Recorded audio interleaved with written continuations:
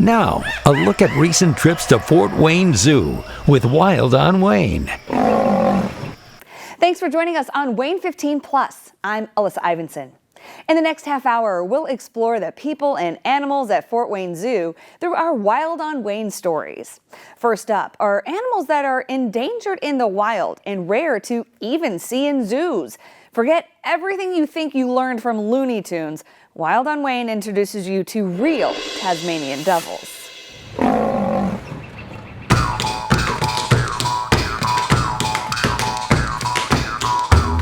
Traveling nearly 10,000 miles from the Australian state of Tasmania, two Tasmanian devils now call Fort Wayne Zoo home. There's 4-year-old Aria Stark.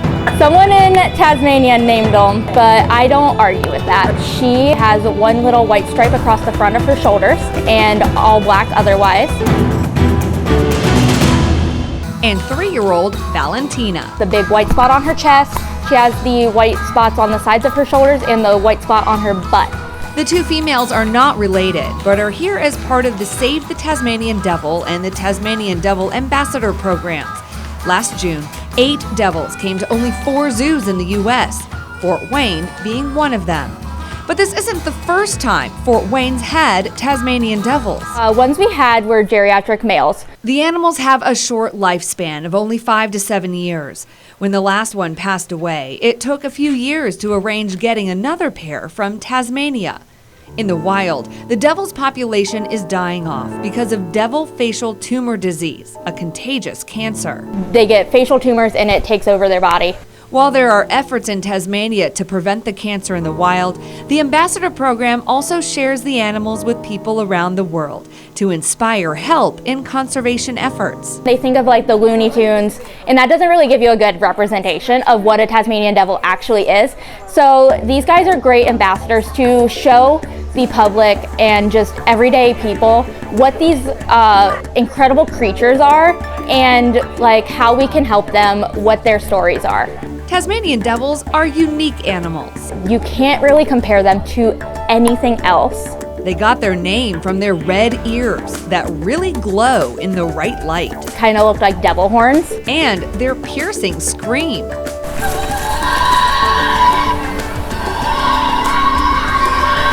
Tasmanian devils are carrion feeders. Dead animals, kind of like vultures do. And have a powerful bite. The only bones that they cannot crush is a kangaroo pubic bone because it is so thick. They have such a strong bite force, they can crush through any sort of bone. So when they find whatever food in the wild, they will just eat the bones as well. They are nocturnal, so you're likely to see them napping and sunbathing during the day. It's very warm.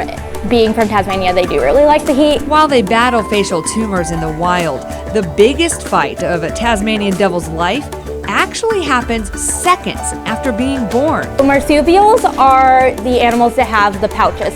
So the biggest marsupial you think of is kangaroos. These guys are also marsupials. They have a pouch underneath and they will give birth to actually 30 to 40 babies, but they can only sustain 3 to 4. Right now, Tasmanian devil breeding only happens in Tasmania.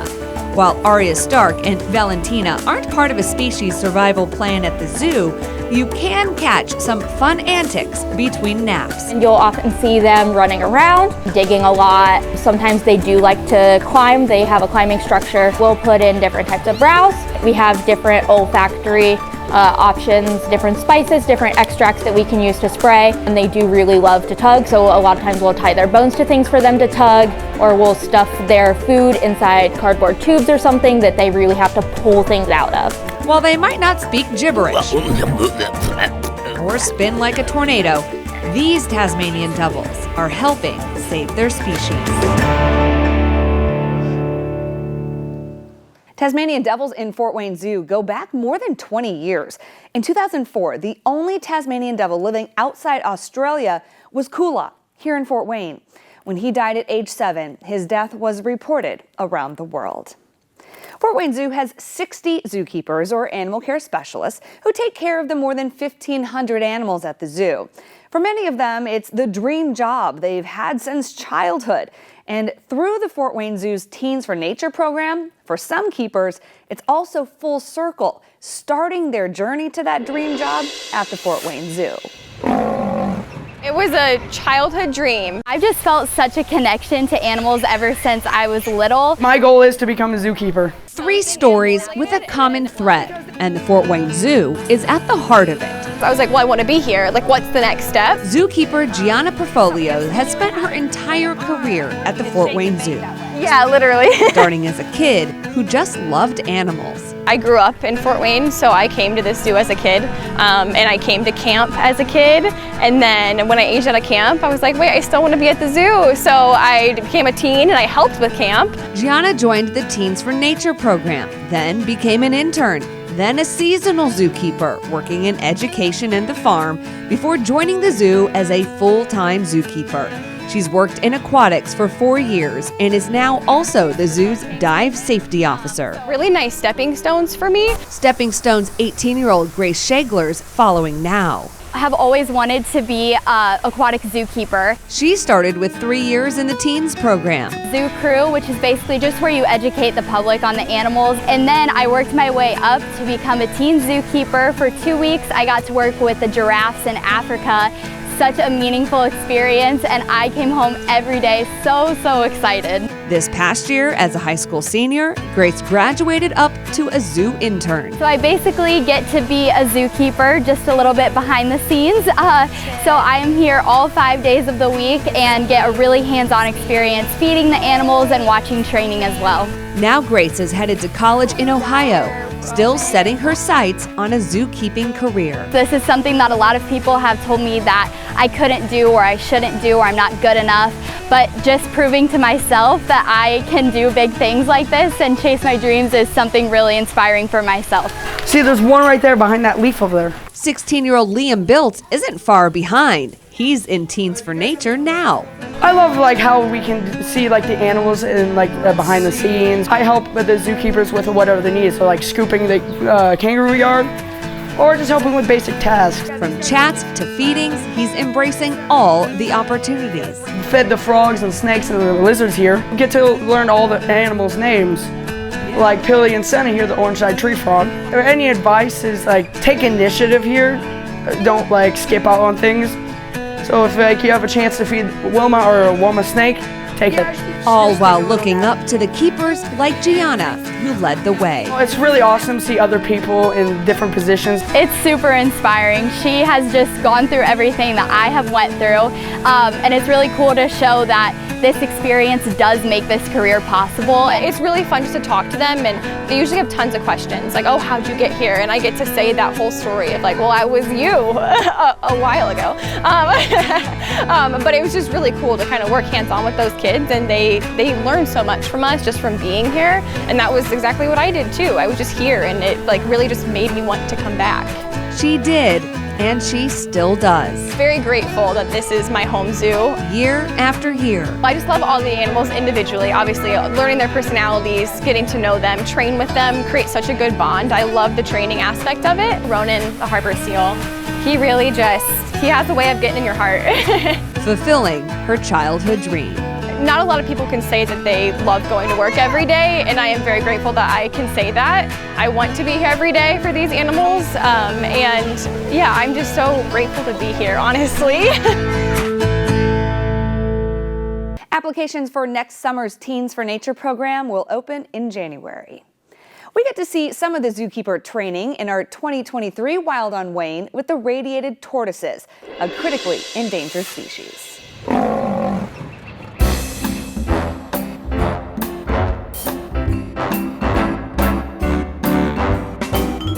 Fort Wayne Children's Zoo is home to 5 radiated tortoises. Up front here we have Aphrodite, and then the one facing us is Min.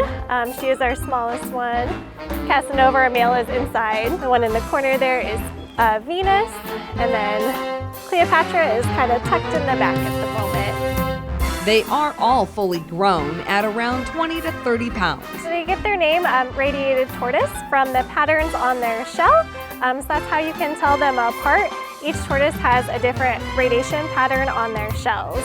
It's kind of like a fingerprint. They each have a distinct pattern. Animal care specialists will do target training with the tortoises at least once a week. We have that target stick, and they're just supposed to touch their nose to the red ball at the end. Min is usually our superstar for training. So she just touched it there, so Becca blew her whistle. That is our bridge to let the animal know that they did the behavior that we wanted them to do, and then we give them their reinforcement. This day, it was cut up prickly pear cactus.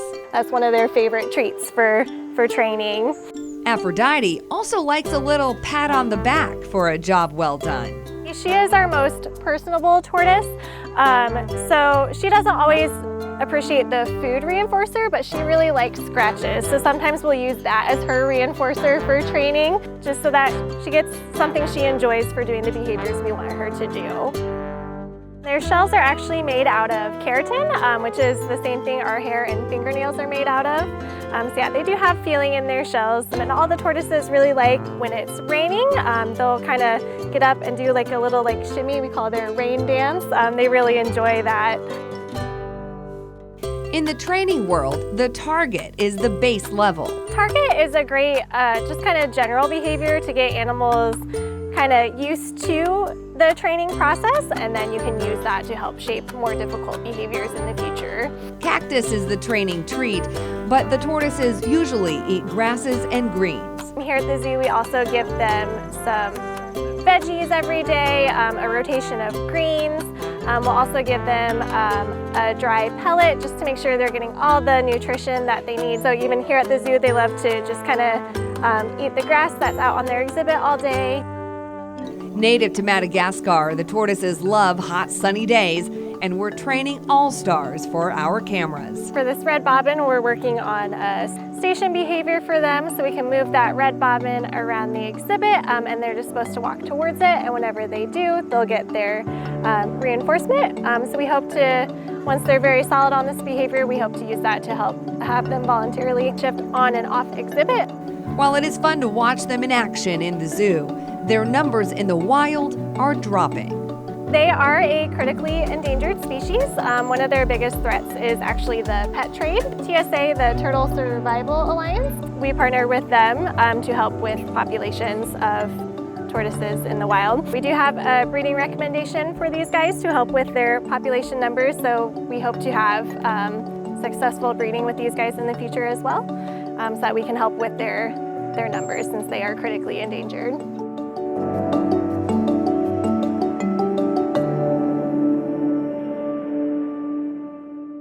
Making sure animal species are sustainable and viable for generations to come.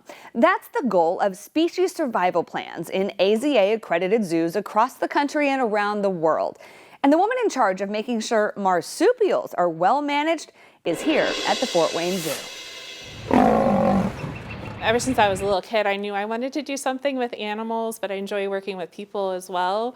So it was a great combination of both of them. Shelley Shearer's career at the Fort Wayne Children's Zoo started in 1991 on summer break, home from Purdue, where she was studying wildlife science. My mom's like, why don't you apply at the zoo?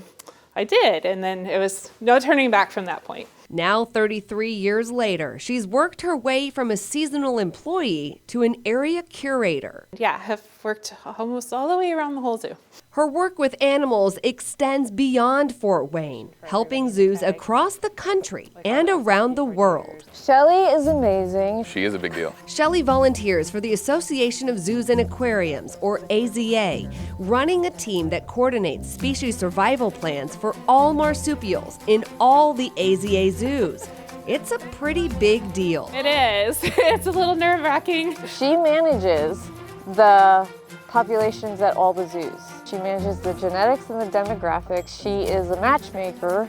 She will call the zoos and say, I need your male to be housed with this female to breed and to produce young. It's impressive. Shelley is very impressive. We are very lucky to have her, for sure. I mean, she's been instrumental in this entire program. For years, Shelley just managed the eastern gray kangaroos, the Fort Wayne animals, a big part of populations in other zoos. A majority of the individuals of this species in America typically either come from here or are related to here in some fashion. Then recently, Shelley was promoted to oversee all marsupials. So as a tag chair, then I have to look at all of the species within the tag. We just got done writing. It was a big collaborative effort, our huge action plan. Species survival plans work to make sure a species is genetically viable and has sustainable populations for generations to come. That's the primary goal for all the species that are managed within AZA facilities, is they're sustainable. 5 Joeys in Fort Wayne, likely headed to other zoos to keep the species strong. There's several facilities that are needing more eastern gray kangaroos, so I'm going to look at the genetics of the population and figure out who best to place where. Shelley's career of caring for animals on a worldwide scale, because sometimes that animal care happens on a laptop. In addition to their main food, animals at the Fort Wayne Zoo also get enrichment. That's special food or treats intended to bring out natural behaviors in the animals. In this Wild on Wayne, we hang out with the hyenas, porcupines, and mongoose.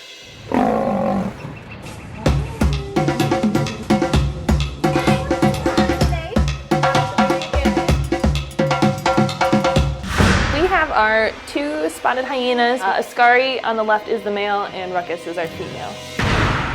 They are a female-dominated species, so if Ruckus wants something, she's going to get it.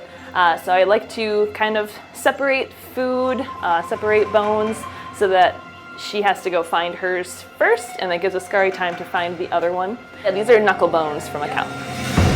It's to simulate what they would experience in the wild. Hyenas are actually able to eat all parts of the body except for hooves, hair, and horns. So they actually would eat bones out of whatever animal that they've caught as well. And another fun fact about hyenas is that they actually are very successful hunters, and they typically are able to catch 95% of their prey. That's a good success rate. It is. It's very high. They have a higher success rate than lions. So will they then actually eat everything of that bone? Yep, I will come here in the morning to service the exhibit and there will be no bone left. We are actually recommended by the SSP or the Species Survival Plan for these 2 to breed. So hopefully in the future we will have some successful cubs. These are Cape porcupines, so they're native to the southern regions in Africa. They are the largest species of porcupine, and they are actually rodents, so their teeth are continuously growing just like all other rodents. So that's why we like to give them lots of different stuff to chew on to help keep their teeth down to a good level. The one up on the rock is our female stompers, and then the one down on the ground is our male bossy. Right now they are working on some ice treats. They have some broccoli in them, so every day we'll give them some ice treats with their produce frozen in there, so they'll get different fruits and veggies. And then we also have a lot of browse out here for them to chew on. In the wild, if they're kind of low in calcium, they will actually eat bones. So sometimes here for enrichment, we will give them antlers to chew on. I just love how curious they are, and yeah, how whenever we kind of give them stuff to chew on, they're very active and inquisitive. They are nocturnal, so usually they will be spending a lot of the day sleeping when guests are visiting, unless we have given them some enrichment to work on.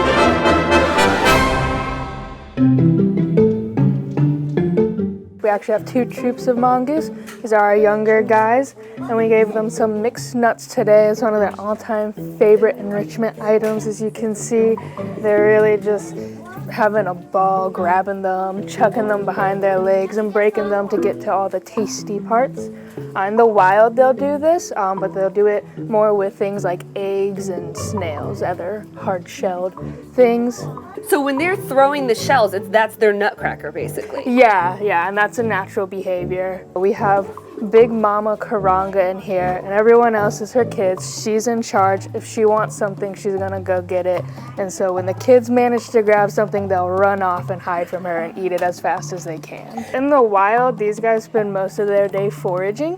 And so we give them all sorts of fun things to sort of help elicit that behavior. And then throughout the day, we'll give them other things like mealworms. We'll throw it in their red rock here and they'll go digging for it. They never know exactly when they're gonna get their mealworm, so they have to check everything every single time. Banded mongoose specifically are one of the more social mongoose species.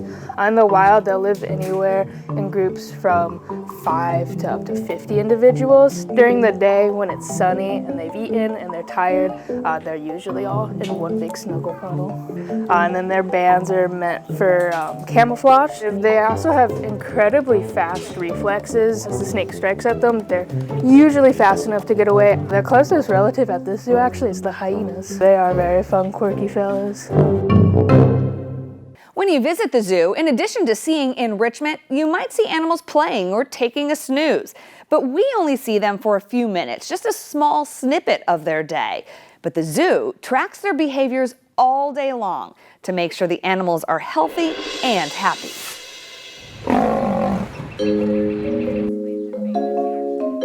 From Serena the serval. Serena is hanging out in her favorite spot, resting very calmly, and that's exactly what we want to see. Cats spend a lot of their day resting and some of their day hunting and playing. To Shiloh the Sitatunga. We want to make sure that she's interacting with all of her environment, so she's using all of the different things we place in her exhibit, like the pond, like the shade trees. Every single animal at the zoo has welfare assessments done at least twice a year. So we have different categories of questions, and we'll track the answers in a software that actually graphs it for us so we can watch our improvement over time. And then I keep a running spreadsheet of things that we need to improve upon and the steps we're taking to do so. And the zoo has more than 1,500 individual animals. A lot of assessments. Our animal care specialists are very busy. Overseeing it all is Allison Folsom. I am the curator of behavioral husbandry. And what is that exactly? That is a good question. Behavioral husbandry is a part of animal care. So if we really break that down, husbandry is essentially what zoological professionals use when they're talking about animal care. It's cleaning, it's feeding, it's enriching, it's observing, it's all of that. So when you specify behavioral, you're really looking at the training, enrichment, and welfare, kind of the outputs of all of our inputs, basically. Got it. Making sure animals are healthy and happy. Most of the time we're looking at behavior because our animals don't speak English, so they can't tell us with their words what's happening and what they're feeling, so it's our job to observe what's going on inside of them, outside of them, and make sure we're ticking all the boxes. You might notice some of that tracking during events like Zoofari and Rock and Roar. So you'll see the keepers and the animal care staff and some communication staff as well going around with clipboards and just making sure they're noting what the animals are doing. And we do that periodically throughout the night to check in and see if there's any issues that arise that need fixing, or if we see any trends over time. Maybe an animal is spending more time doing something a little different. Maybe that's a good thing, maybe it's not. So having that data and those observations is really helpful to know that we're meeting the needs of our animals while we're meeting the needs of our guests. Every animal's natural behaviors are different. Animals like our tigers are supposed to sleep 12 to 20 hours a day. Same with our new sloth. He's supposed to sleep 20 plus hours a day. So if you come and see those animals active, you're really lucky. If you come and see them sleeping, that means we're doing something right. Tracking what they do in the zoo and comparing it to what they would do in the wild. Also went through the bat-eared fox activity budget, and that showed us that almost 90% of the time he's sleeping or resting. So I went back and looked, I was like, oh, is that okay? Like, should he be more active? He's a nocturnal species. These behavior observations were done from 10 a.m. to 6 p.m. Of course he's gonna be resting, that's his nighttime. So now that does tell me that maybe we wanna look at that 6 p.m. to 10 a.m. window and make sure he's doing the appropriate behaviors overnight instead. Keeps the animal's well-being the zoo's top priority. And I get to take a step back and look at the big picture, make sure we're meeting all of their needs and that they're doing their natural behaviors in the frequency expected. One attraction at the zoo takes you into the sky, the Bamboo Forest Ropes Course. It's 2 stories of challenging obstacles that can be fun and rewarding for kids and adults of all ages. WANE 15 took our cameras on the course for an inside look.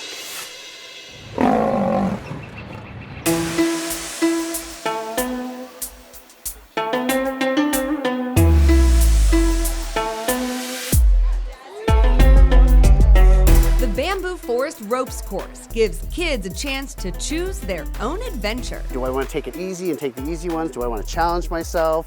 Do I have a favorite one that I just want to do over and over again? You know, a lot of people love the zip line and they'll just do that over and over again. There are 27 different challenges for the big kids and 11 down below for the younger kids under 48 inches tall. The plaza also has a grab-and-go marketplace and family restrooms with an adult changing table. The ropes course is more than just a challenge. It's bringing families together. You know, part of our zoo's mission is to strengthen families. The adults can go up with the kids and you see them encouraging the kids, challenging each other, one at a time, kind of coaching and just celebrating success up there. Wild on WANE got to tackle the course with zoo director Rick Scheidemann. Now pull these up and over your shoulder for me. After getting harnessed up, it was up to the top. Okay, let's go. This is cool. It's a cool view 2 stories up, but the top also has some of the most difficult tracks. Whew, that got my heart going. Including walking the plank. You have to go all the way out to the very end and then pull the bell.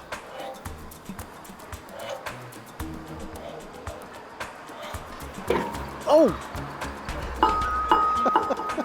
Did that scare you at all? Little bit. At each intersection, you can choose which way to go. These are all kind of scary. Customizing your trip and making it different each time. I was just getting the hang of things, and then we came to this. Obviously, it's gonna roll this it's way, gonna roll, and I'm so going you have forward. To roll with it. What? Yeah, you have to like move your feet with it. Oh my goodness. You've done this one? I've done this one. And you've completed it? Yes. Okay. I'm going to show you the trick after you. Oh! There's a secret trick to making it work. But I don't want to give it away. Right, that wouldn't be any fun, would Part it? of the fun is. Okay. Oh, and I have to get. I feel like an American Gladiator. Yeah, totally. Can you tell I'm stalling? I can see that.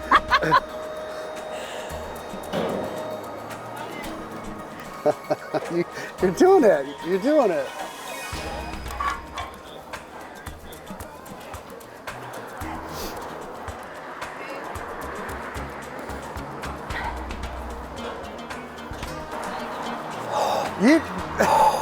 That was awesome. Of course, the zip line is always a favorite. Bye.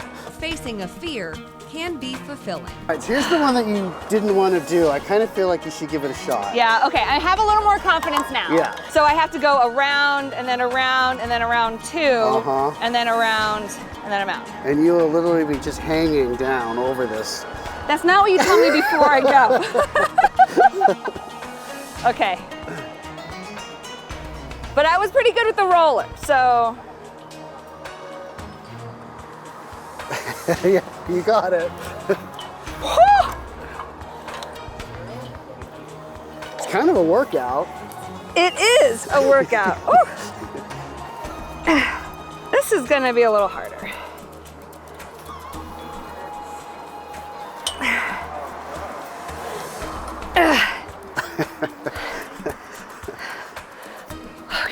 I did it! Yeah, you did it. Aren't you glad you came back? I am. There are different difficulty levels. So usually the first stop kids make when they come up on this is this level. So this is an easy one. These 2 are fairly easy. And each challenge is unique. How is it? It's actually not as scary or as hard Oh, as really? Okay, it 'cause initially it looks. looks tough. Yeah. I think the other rope one was harder, Okay. where you were split. Because Yeah. you still have your body weight tension on the rope, so it's taut. Yeah. Whereas that one, every time you lift one side of your body, you lose all that support. But they all add adventure to the zoo. I think you mastered it. I think we did. Nice job. Yes. Very good. Whoa. That moves a lot. That was a lot of fun and sometimes just a little scary too. You can watch all of our Wild on WANE stories anytime on WANE.com and join us every Tuesday at 5 p.m. for the latest story from the Fort Wayne Zoo. Thanks for joining us here on WANE 15 Plus.